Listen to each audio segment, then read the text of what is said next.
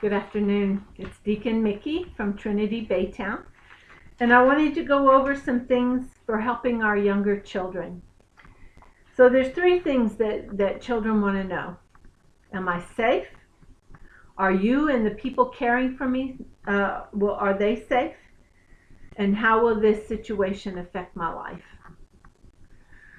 When it comes down to it, the main thing children want to be is safe. Which means that the adults around them, the people around them, have to control their own anxiety. If you are watching the news all the time and they're picking up bits and pieces, then they're deciding what all that means unless y'all have a conversation about it. So you might want to turn the TV off while the kids are up. Watch the news when they go to bed, or watch the news before they get up.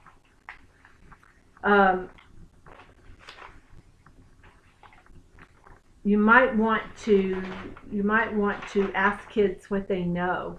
So the start to a conversation might be, you know what, we probably need to talk about this virus. Can you just tell me what you know about it? And then you can correct their misunderstandings, and you can talk on their level about what all this means. But you want to give them fact-based information. So if you don't know something, say, I don't know, and then go to the CDC website and look that up, or listen to what the mayors in our towns are saying. One of the ways that allows the adults around these kids to control their own anxiety and to be a place where kids can go to feel safe is by eating right, getting enough rest, going out for a walk. Don't keep yourself walled in, because when you do, your anxiety peaks, and when your anxiety peaks, so do the kids. Another thing is to validate your kids' feelings. It is so easy to tell kids they don't have anything to be afraid about. Well, the adults are a little bit afraid, and they look like they're afraid when they have to go out with a mask, or they can't go to the grocery store, or they're not going to church. So to tell a kid you don't have anything to be afraid about is to tell them your emotions don't matter. So you might just go down a list of emotions. Tell me a time when you were angry. Tell me a time when you were sad. Tell me a time when you were afraid. Tell me a time when you were frustrated or angry. Go down a list of emotions and have them tell you when they have felt like that, so that you can talk to them. Empower your children by being the good example for them. When you go outside and come back in, you want to wash your hands. If you go to the grocery store, you want to wipe down all your groceries. You want to wipe down the counters that you set the groceries on. You want to have your wipes with you to wipe off the basket that you use. Be that good example. So when the kids come in after playing out in the backyard, they'll think, oh yeah, I need to go wash my hands. And sing whatever song you want to sing that lasts for 20 seconds to wash your hands. Make a game of it. Make it something that everybody in the house does automatically. So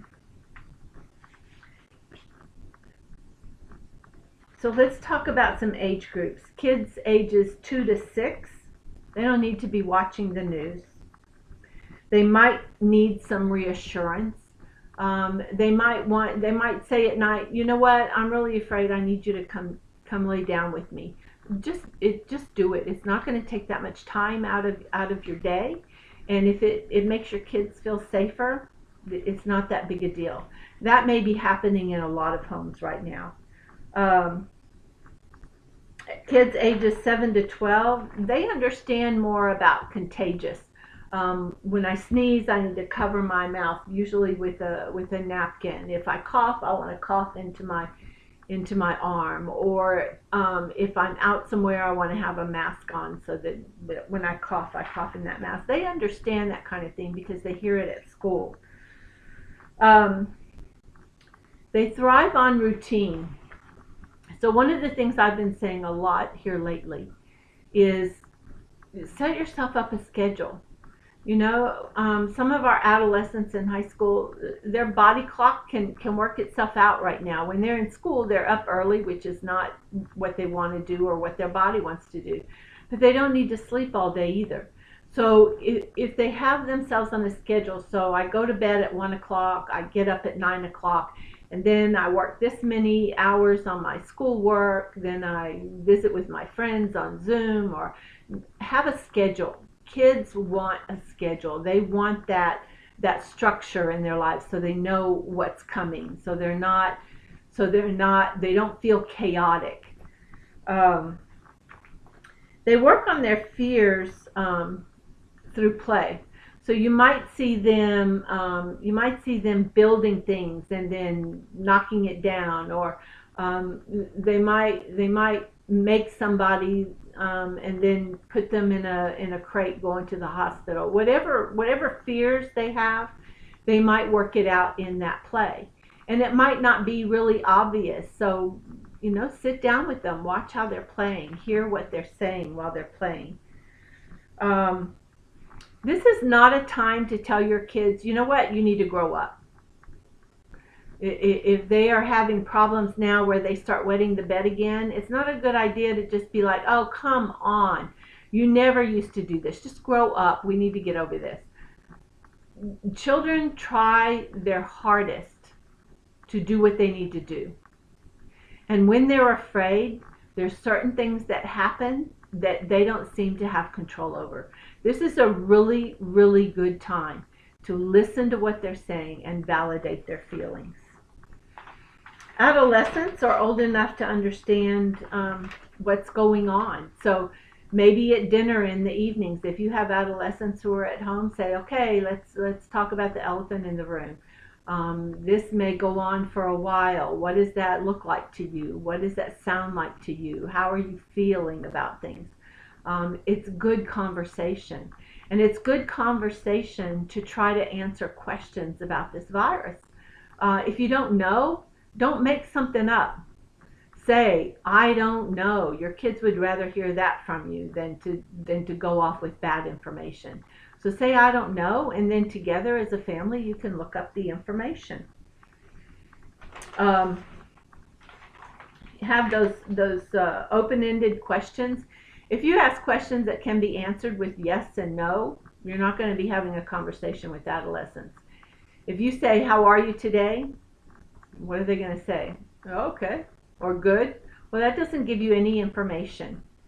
If you say, did anything good happen today? Can you tell me something good that happened today? They can talk a little more.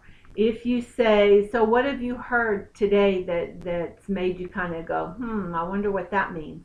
Have those open-ended conversations so that it can be a conversation. And then, of course, your older kids are really able to help with those younger siblings. Parents, you are in a hot seat right now. You are teacher, you are mom, you are wife, you are everything, plus your job if you're working from home. So if your expectations are, my kids are going to do everything they're supposed to do so I can do everything I'm supposed to do, you're setting yourself up for failure. So manage those expectations. You're probably not a great teacher. You might be a great mom. You might be an okay teacher. Do what you can do with your kids and their education, and then, give yourself some grace and give your kids grace. I was reading something where it said giving some kids a computer and telling them to do their schoolwork is like telling them to write their paper in Japanese. They don't know how. Most of these younger kids especially have no idea how to do their work online. And if the parent is not sitting there helping them, that work is not going to get done. But don't let anything come between you and that relationship with your child. Schoolwork is not important enough to do that. Having to stay home is not important enough to do that. Your relationship with your children is very important. So if y'all can't do the homework, say, you know what, we're going to put this up for now. We'll try again tomorrow. That will work. That will work. build coping skills. Um, Coping skills. So if I'm afraid, maybe my breathing starts up. I get that anxious feeling. So maybe you can just sit with your child and just, pretty soon, while you're breathing that way, your child is going to mimic what you're doing. Telling them, you just need to take a deep breath is not going to help them breathe. So mimic it for them, or give them a squeeze ball that they can squeeze when they're breathing in, and let it go when they're breathing out. Anything that helps them concentrate on something else so that they can get their breathing under control. And being able to help kids reframe their fear. So if a kid says, I'm afraid that virus is going to kill me, well, you can say, you know what, viruses are really tricky things, but we're doing all the things that we need to do to stay safe. And that's pretty much what we can do. And then talk to them about what you're doing. We're washing hands, we're wearing masks, we're not going around other people, we're not meeting in church, we're not meeting in school. We're doing all the things necessary to keep ourselves safe. I think kids just need to be reassured that this is not something that's going to sneak up in your house like a bottle of smoke and start smothering you. It's not the way it works. So teach your children coping skills that help them reframe their fear and help them have that breathing where they're not so anxious. And help kids manage their anger. Anger a lot of times is what we have instead of fear. We don't really want people to know we're afraid because that makes us feel less than. I'm not really sure why that's been the case, but that's what it is. So when a child is afraid, or when you're afraid, try to break down that feeling. Okay, I'm feeling really hyped up. Let's go for a walk and try to breathe and try to look at something else for a while. Or, you know what, sometimes I get afraid too. And when I get afraid, I try to figure out exactly what I'm afraid about. And then I realized that I was so angry because I was so afraid. Those are conversations you can have with a child.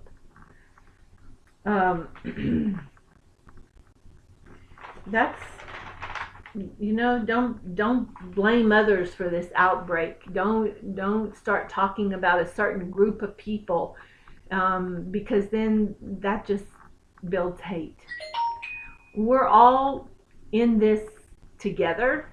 We may not be in the same boat. We may not be in the same plot of land, but emotionally, we're all in it together. So let's help each other. If you need help, reach out. If you're looking for answers, you have time to go online. There's lots and lots of psychiatric sites online. You can look and say, okay, this is what my child is doing. How can I help? And there's big questions and little questions. And if you just want to talk to somebody who works with children, you can talk to your child's teacher. You can reach out to me. You can reach out to others who work with kids. It is important to reach out, because that way you don't feel so alone. Your children don't feel like you just have these real high expectations for them to not be afraid and just do what you're supposed to do and not ask questions. That's where fear starts, and that's where we start making up our own stories in our head, and the stories we make up in our head are always way worse than what we're trying to deal with. So I hope this was helpful. If you need to talk, you can call me or you can message me. Thank you.